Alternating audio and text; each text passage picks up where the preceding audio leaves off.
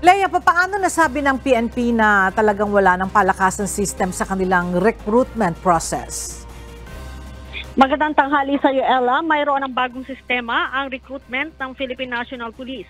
Mula sa dating mano-mano, sinabi ni PNP Public Information Office Chief, Police Colonel Jean Fajardo, na ngayon ay gumagamit na ng quick response o QR code ang recruitment ng pambansang pulisya. Kasama din dito ang faceless at nameless recruitment process sa mga pulis.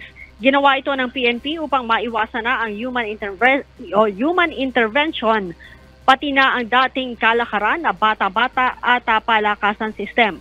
Sakaling bumagsak sa isang proseso ang aplikante, sinabi ni Colonel Fajardo na hindi nagagana ang QR code dito, kaya't hindi na makakapagtuloy o ituloy ang iba pang proseso.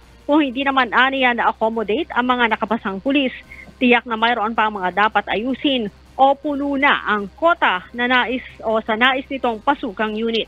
Ang pahayag ng PNP ay kasunod ng paglutang ng balita na mayroong ilang bagong police recruits na natitenga at hindi agad nabibigyan ng unit na pwede nilang pasukan. Ella. Maraming salamat, Leia Ilagan.